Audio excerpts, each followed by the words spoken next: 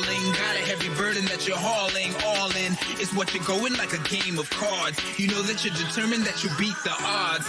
Even though it seems as though they're stacked against you, look into the sky and try to make some sense.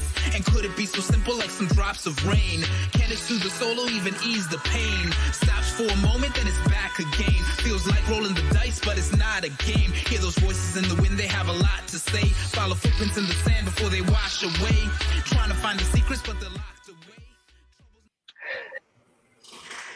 Hello, good afternoon. My name is Selena. I am the festival director for the Philadelphia Asian American Film Festival, and I'm also the programmer for this shorts program called Alternative Realities. Why don't we go around and do a little introduction of everyone in the room who is joining us today. Karen, do you mind introducing yourself? Hi, yeah, I'm Karen. I worked on Journey to the East with Eve. I played the woman with no name. Hi, Eve. I'm Eve, and I'm the writer-director for Journey to the East. I'm Kun Yulai. I'm a writer-director of Crucial Current. My name is Jill. I'm the writer-director of The Discovery. I'm Anirudh. I'm the actor and producer of The Discovery. Awesome. Thank you so much for coming to this live stream today. Can the directors can everyone sort of talk about sort of what your inspirations were for the films that you're presenting? Eve, do you want to start? Sure. For me, it was a piece of music, as is often the case. I went to the MoCA, which is the Museum of Chinese in America in New York, and I heard this really awesome song by Stephen Chen called Always Together, and it's present in the film when the woman first discovers the saloon and walks in. And for me, it was just the perfect crystallization of these like East-West aesthetics that I'd really find a way to combine, but it always felt too gimmicky. And within this song, it just combined the idea of Oriental yodeling with like classic Western American blues. And it was so seamless. And I listened to the song and I was like, okay, this is possible. These men with braids and cowboy hats is the only way to go about it. Was this the exhibit that MoCA had, like, what I want to say it was like 2 years ago? It was like about music, like Chinese music. Yes. And Chinese did you see it? it? It was so I did. good. I did get to go see it. Yes, it was the music exhibit. It was so good. They went from like it goes all the way to Fei Wong. And it started with like the Beijing punk scene. It was just like the history of Chinese music. It was incredible. Blew me away. Yeah, actually, one of the board members that we have for this festival is Scott Chops Jung, who was part of the Mountain Brothers, which is also featured in that exhibit, and he also is the music producer for the music that we heard in the intro as well. So like that exhibit made me so excited, and your film also made me so excited. So it's actually really cool to know that your inspiration sort of like started at this exhibit at MoCA. That's incredible. I'm fangirling. Incredible. Would you like to talk a little bit about the inspirations for your film? Yeah, the inspiration is it comes from many parts. First is like because I was studying in the United States and worked in the United States for a while. And like the family and friends, when I was working in the United States, some family and friends have some expectation. That kind of expectation becomes a kind of pressure. So I try to like think about my future. I feel conflict at that time. So I write this story to like figure a way out as a method. As for the parade scene in the film, it's come from my part of my culture because I used to live in countryside. Sometimes in countryside in Taiwan.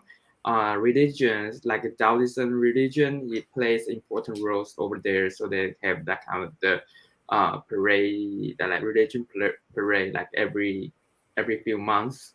So like I use it as a symbol of my home. So I just combine everything, put everything pieces together, and as a way to convey like conflict feelings to my hometown. So that's my inspiration. That's where I started to write these stories. Yeah. That's awesome. I guess I'm up next. So our film is set in like a post-apocalyptic kind of world after human beings have, destroyed the environment, and we're living in this the aftermath of that. And the inspiration is from the current trajectory that we're really on, as human beings, as a race, and the world that we're building and leaving for future generations. And so I really wanted to explore what that world would look like, and once we do settle in that world, what would happen. And so and would we repeat our actions and do it again, which I assume that we might, if we settle on another planet and deplete our resources again. So I think that's where this alternate reality programming fits for our film. And yeah, just kind of a commentary on what we're doing as a society to the planet, unfortunately. Yeah. Can you talk a little bit about like the character that was written for this post-apocalyptic world? Because it's the adventure that he goes on, like it's sort of almost like the like Memento-ish, if that makes sense, like as if he's he forgets what happens in that day and sort of like keeps doing the same thing over and over again. Can you talk in a about time loop? Yeah, like how that part became a part of this post-apocalyptic story? Yeah, well, I'm extremely flattered that my film would be in the same sentence with Memento, because that's one of my favorite films of all time. So yes, I've always loved the exploration of time, non-linear timelines, and faulty memories, and what is our concept of time or memory or linear experience anyway. What is true? What do you know if your memories are true? And what is the future? What are dreams? What are all these things that you see in your head, right? You just, there's no real answer in terms of what your consciousness is. And so that's a really, super loaded topic in of itself.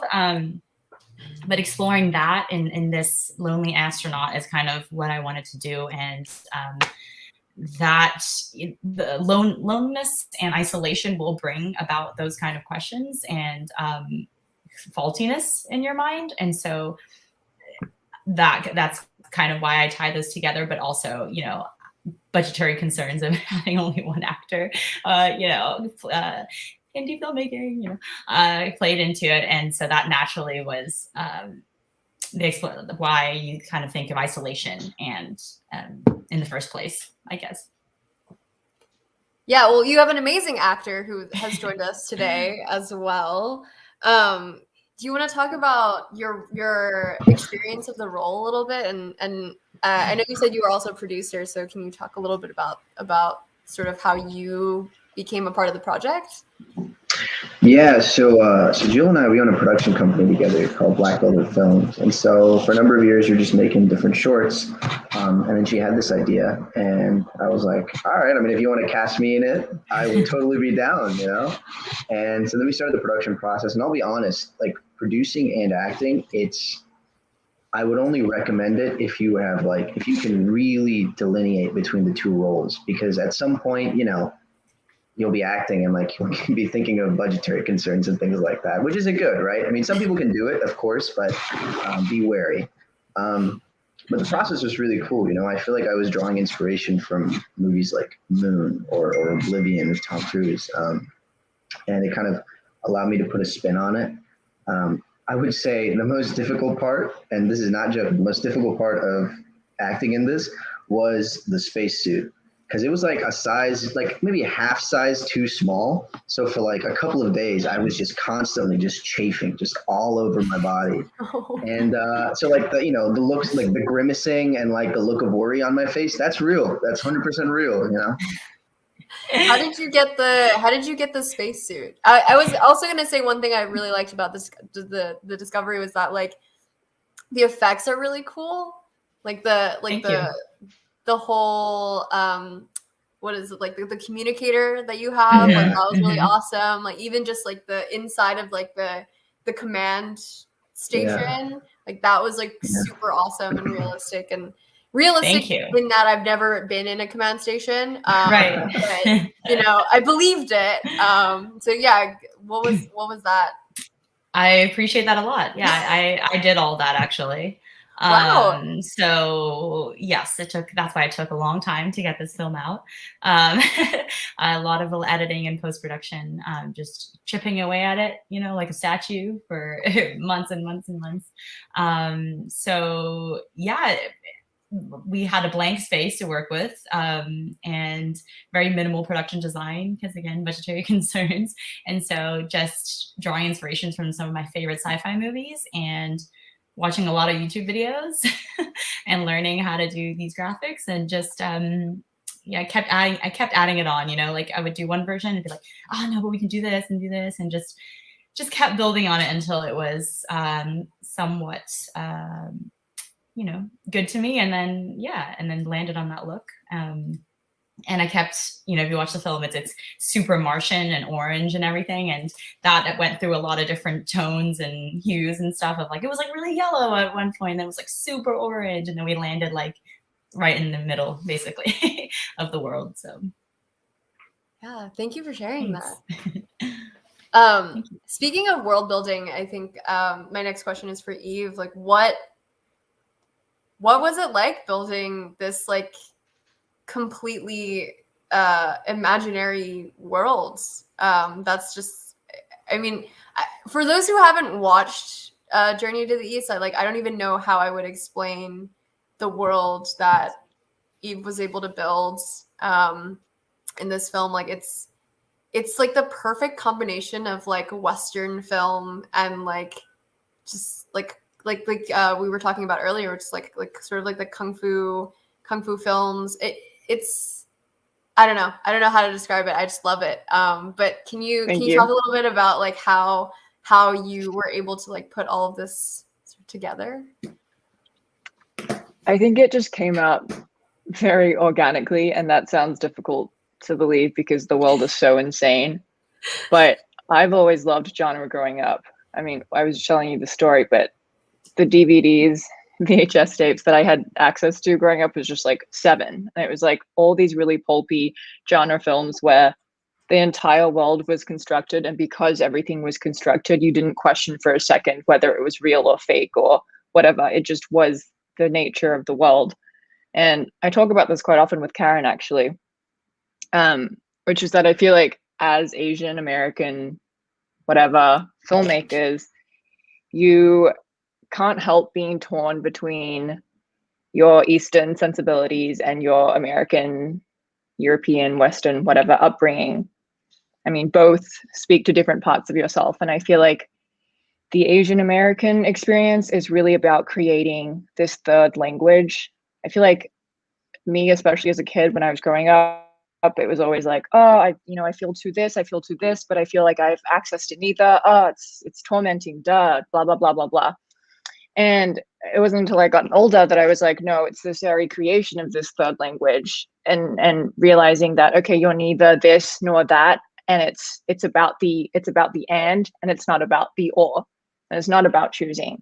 So I feel like the only way that I was able to tell this story and to serve any sort of justice to legend, history, myth, genre was to construct this third world in which these people really could have existed within the real world. I mean, I feel like Chinese cowboys, it's not really a stretch. I know the world seems crazy when you watch our film, but it's like if you went back there, like Asian people are everywhere. Asian people have always been everywhere. So it's like there's definitely going to be Chinese cowboys. for Karen especially, I feel like constructing that role of the woman with no name, which was like my little Clint Eastwood Western moment, I feel like was also a journey unto itself. What do you think, Karen? I feel like Eve captures the alternative reality. Oh, can you hear me? I think one of my headphones died. You sound great. Okay. The alternative reality within our film, Journey to the East, in so many different ways, like bridging the East and West, and also the past, present, and future. Like she was really able to bring the magic within alternative dimensions, because this current reality is only possible because of our ancestors. I saw a chart online of a breakdown what it means for us to be alive today. And the breakdown basically shows that for us to be alive today, we would need past 12 different previous generations and a total of 4,000 something ancestors in the last 400 years for us to be alive today. So when you think about it, it's like how many struggles, like how many battles do they have, how many difficulties. So we must recognize these connections with our existence, and how many love stories, how many expressions of hope for the future, like did our ancestors have to undergo for all of us to exist in this present reality? So I believe that it's so important for us to recognize the struggles and pain, and having the ability to heal, to recognize our wholeness, even in the midst of our own suffering. So the past 2020, Eve kind of predicted a reality of us journey and longing back to the East, the entire 2020, basically. And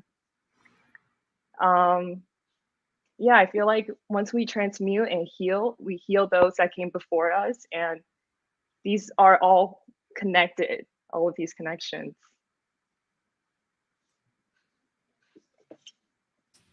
I think you're muted. You're muted, Selena. I always do that.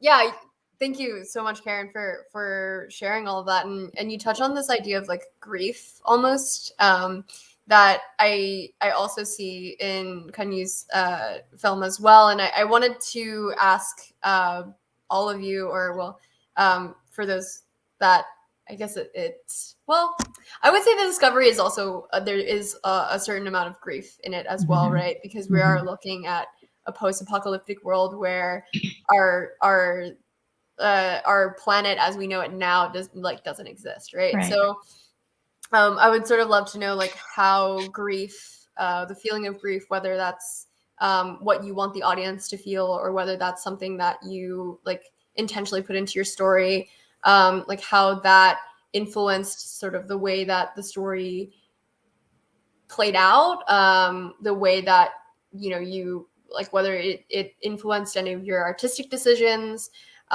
when it came to filming. I would love to hear from Kanyu first. So for me, because in the story, the mom passed away, and for you don't know that the protagonist's mom passed away, and he tries to live on with that kind of experience. So for me,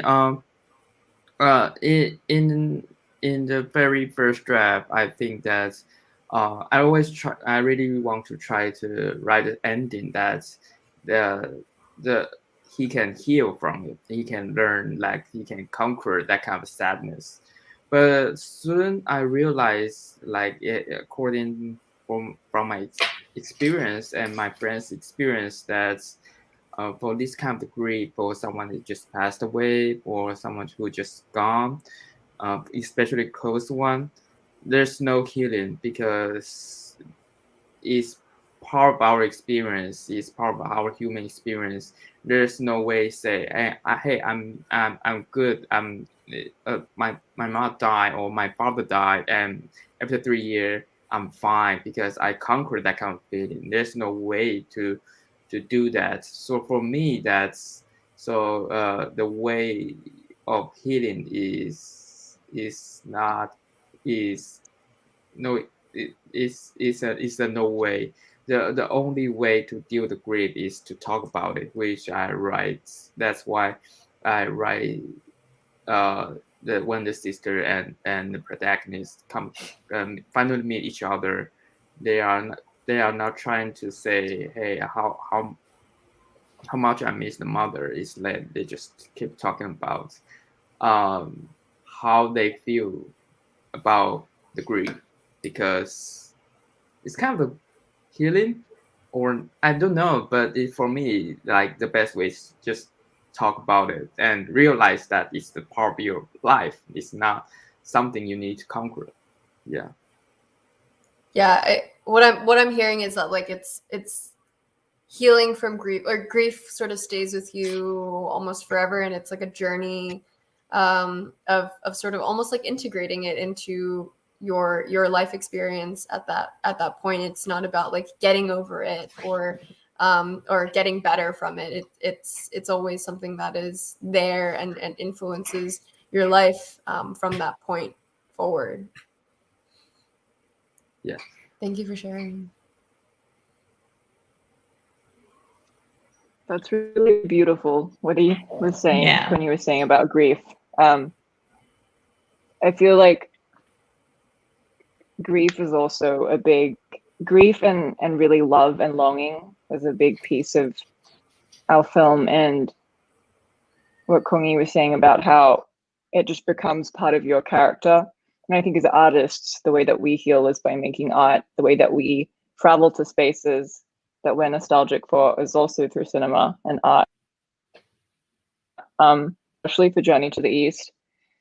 When I was younger, I had great access to all these great Taiwanese, Hong Kong, Chinese, this great cinema that I would grow up watching. And then I feel like in recent years, a lot of Asian cinema that we're exposed to the West is very much centered on the idea of grief, but in the way that I feel like Western ideas have this idea of like, it's like peasant poverty, and it's like Asian people are always so sad in cinema, and it's like always, it's like about the same issues every single time. It's like always the same colors, the same pursuits, and you always, through this grief, you become this stereotype of what I think people here deem accessible.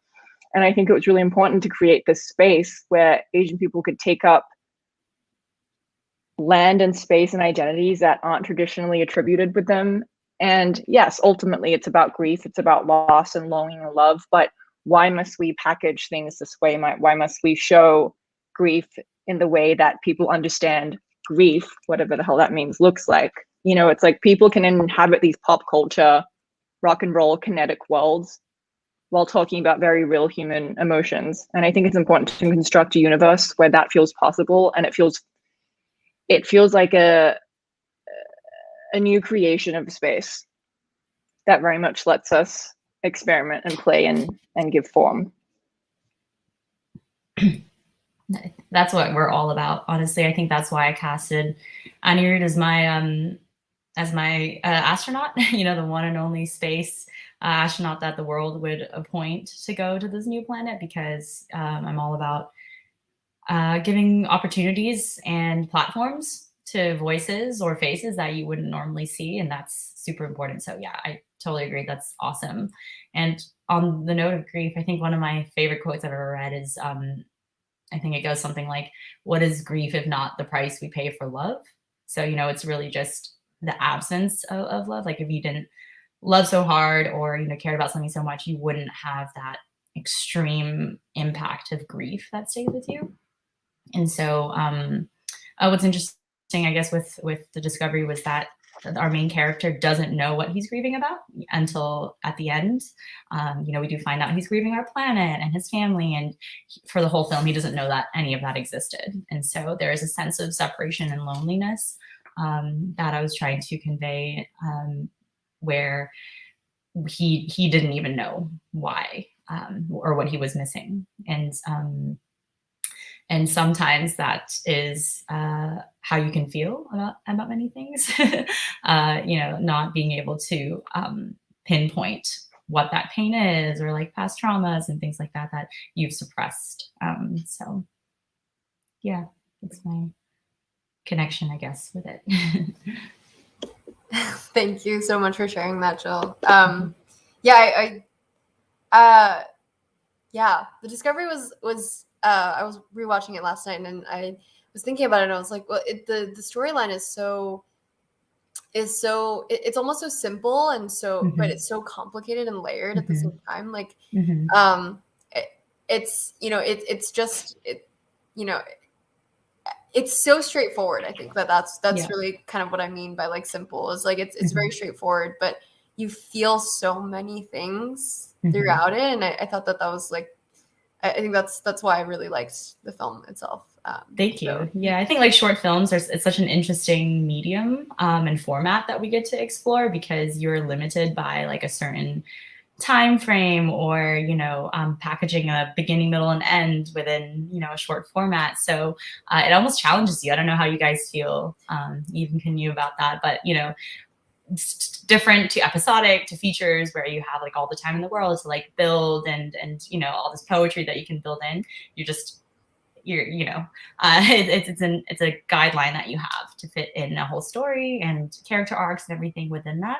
So yeah, it's got to get right to the point. Stay impactful, and everything you're trying to explore is kind of how I've approached my short filmmaking.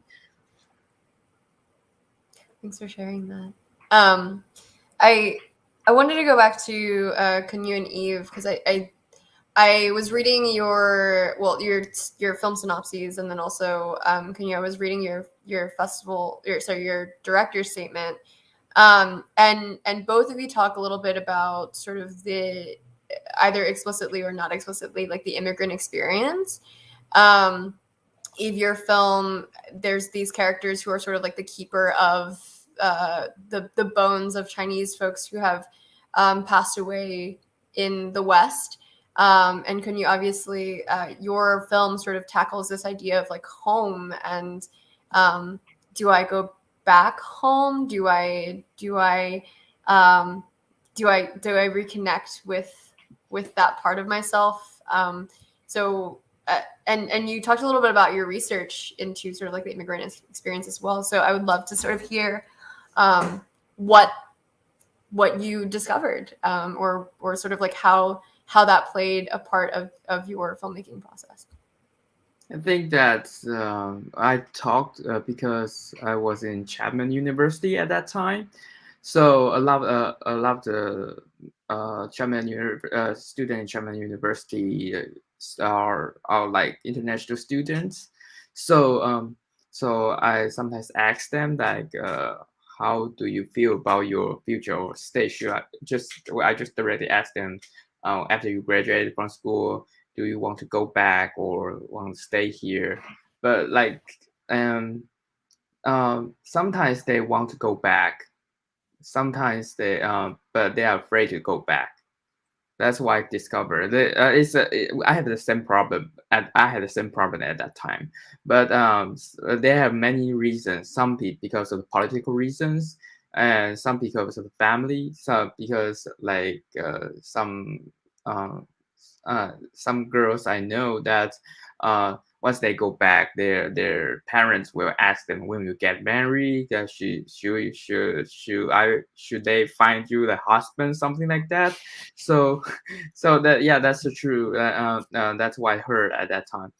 So everyone has their own pressure. Even though they miss home, they miss that kind of connection.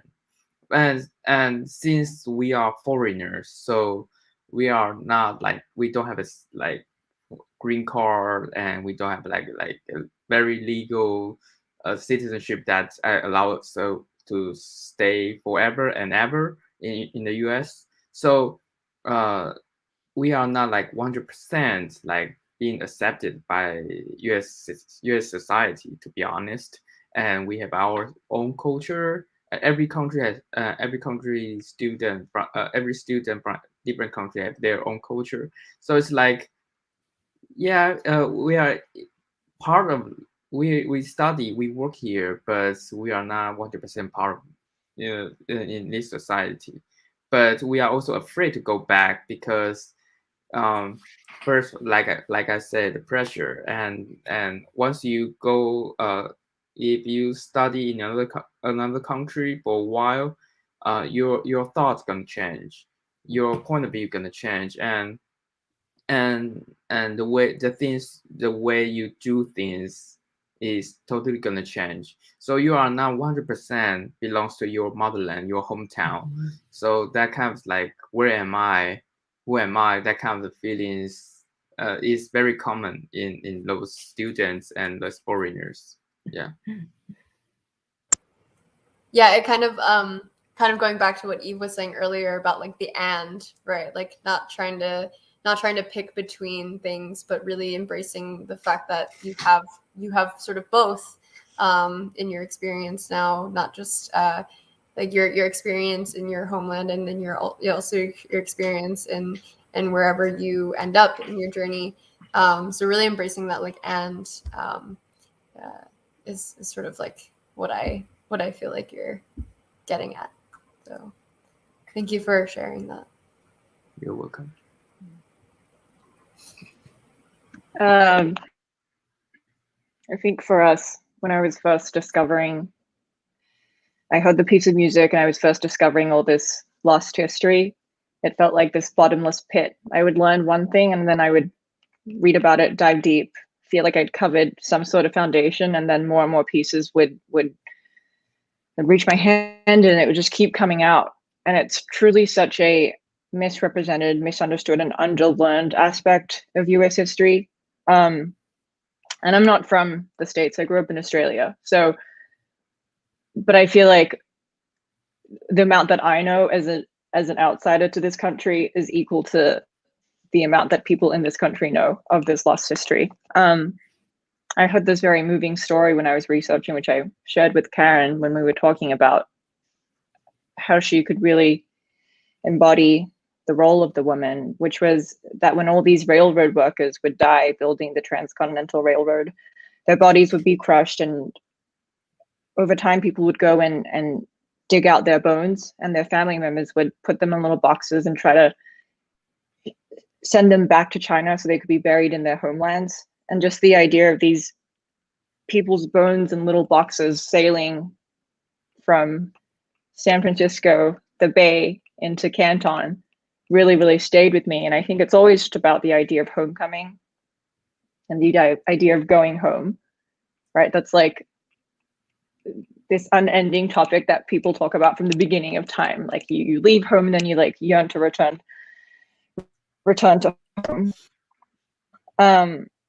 It really stood out to me. I don't know how you feel about this, Karen, but I think quite frequently it's another conversation that we engage in, and you'll have more to say about this. But I feel like as an Asian person growing up here, you have this idea of like being outside of your identity, right? So for Karen and I, when we think about China, or when we think about like the mythical East, it's like always so beautiful, so romanticized, because we grew up watching Wong Kar-wai, as every Asian kid did. We grew up watching Stephen Chow, like Jet Li looking awesome. It was always Faye Wong, and she always sounded phenomenal. And Jackie Chan always like has the sleekest moves. And it's like this romance of Asia that becomes myth in your head. And when you see it, it's like through this like Eastern film tint. It's always incredible. It's always nostalgic. It's always romantic. And so there's no other way for me to envision the world without the beauty of it. And that can be pain, but there's a lens that I feel is quite inescapable. Karen?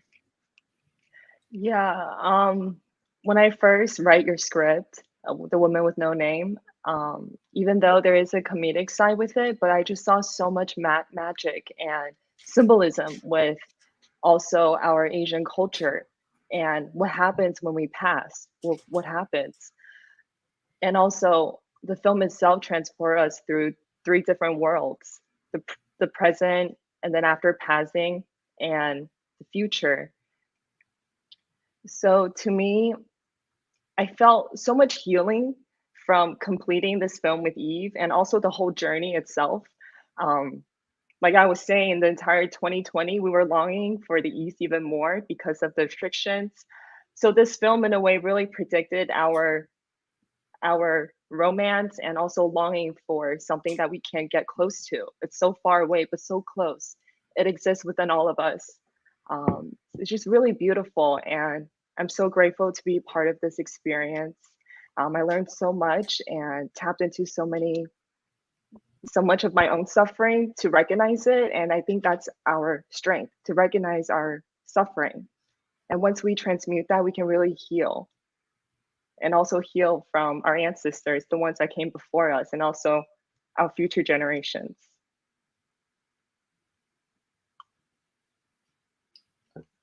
I think you're muted. You're muted again. I know. I just saw the little notification that told me like you're talking, but no one can hear you. Thank you for sharing that, Karen. We have an audience question, as you can see on screen, from Pooja, and it says, "Do any of the directors plan to make a feature film?" Yeah, already, because last year is like pandemic, so right now it's still pandemic, but last year because in the film industry everyone has no job, so including me, so I started writing screenplay. Excuse me. So I write like 2 screenplay. Then so yes, I do have plans, but right now it's very early phases. I just started to try to pitch someone, try to find a connection, because I'm just arrived Taiwan for like 6 months. So I'm just right now I'm just developing, trying to find and know who I can work with and we can cooperate. But I do have a like feature plan right now, but it's still in very, very early phases. For me, yeah, I have had this feature script I've been trying to get off the ground for quite some time. Wrote it, I think almost 4 years ago now. I've been rewriting it. It is a musical-based film, so everything you're talking about, Eve, is so inspiring, because there is such a connection to music within our Asian and Chinese identities, whether it is in ancient times all the way up until what that means now in the modern Asian family, growing up as a kid. So that, I hope, will be my next plan. It's been a long time in the works. Yes, please. Absolutely. Dying to make a feature. COVID was also totally unemployed. So a lot of writing to be done, but it's always in pursuit of the future. Just give us a couple of years. Yeah, absolutely. For the actors in the room, I would love to know what it was like to act and sort of embody these characters that were written. What was it like? I know Anirudh said earlier that it was like totally terrible and difficult to produce and act at the same time. And I've heard very similar things from other actor producers, especially like first time actor producers who will. We had a feature film a couple of years ago, and the one of the main characters was also a producer. It was like his first time producing anything, and he told me that he was so engrossed in the producing part of his role that he would get on set and like not know his lines because he just like didn't read the script at that point. And so it was a lot of just like trying to memorize it like just before filming. So yeah, what was it like? What was it like to act and sort of bring these characters to life? You can go first, Kim. Okay. For me, it came really organically, being in the raw environment. Eve picked to shoot everything in the raw lands of the desert and Joshua Tree. And being out there, when you're out in nature, it just organically forms your whole mentality, your physicality. So being on top of the hills, walking down, the woman with no name was wearing cowboy boots the whole time, even though it wasn't shown. I didn't have many lines, so everything was just embracing the present, your surrounding. And that to me affected me. Like I didn't realize how nature would affect me in that way. But when we were shooting and being on top of the hill, everything just kind of unfolded naturally. Yeah, so very similar to that, we shot on location also, and that was definitely a blessing, because I think if I had to mime or just imagine being, out in the desert or out in this wasteland, it wouldn't have come off. It might have come off as like a bit hokey, but thankfully we were able to shoot out there, and that was awesome. And I want to go back to something that Jill was talking about earlier about just being, casting like a diverse role for this role. And I think that is such a blessing to have, because how often do you see, an Indian American person as an astronaut, right? Like thankfully it's kind of changing, it's slowly changing, but I feel like those opportunities are far and wide, and I really, really relish that. And I'm grateful. Thank you both for sharing. We are coming to sort of the end of our Q&A. So I just wanted to thank you all so much for answering all of my questions, and answering them so deeply and beautifully. It's been incredible to have this conversation with all of you. Just before we leave, I would love to know, and I would love to let the audience know, how can we find you, your work? How can we support you, especially with those features in the works? Yeah, why don't we just, Karen, why don't you start? I'm not really active on social media, but that's great. Like a form of contact, my phone number. Email would be karenzane96@gmail.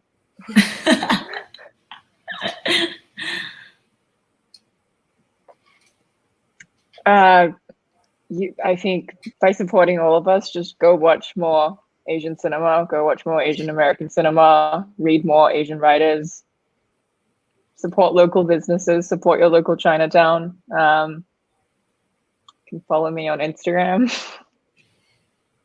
What's your LIUS_control. It was funny when I was a kid. Next.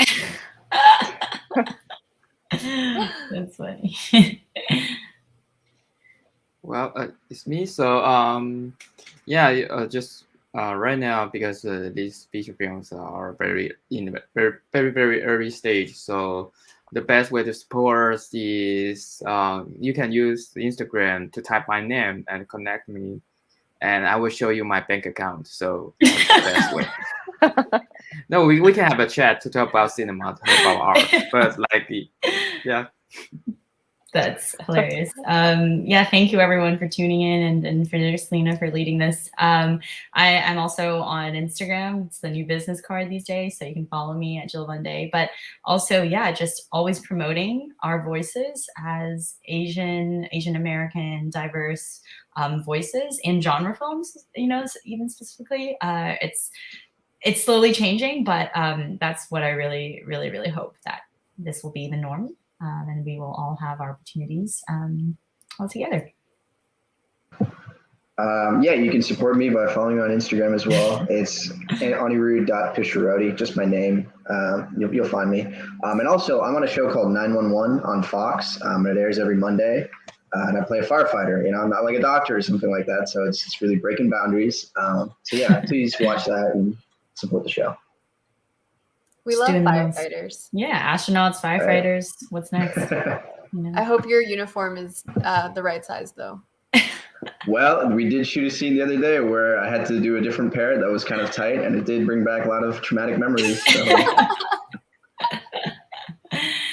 Well, thank you all so much. Thank you everyone for tuning in. The Philadelphia Asian American Film Festival is happening right now. So if you tuned into this Q&A and you didn't watch all of these films, you can find them over at our website at paaff.org. Thank you all so much. Thank you, Selena. Thank you. Thank you, Selena. everyone.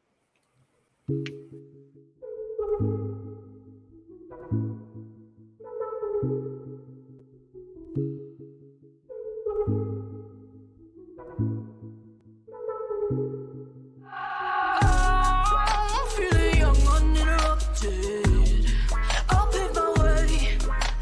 I'm in touch with nature, interpret every little thing that I say. I'm feeling cold and unashamed. Pop tunes got me feeling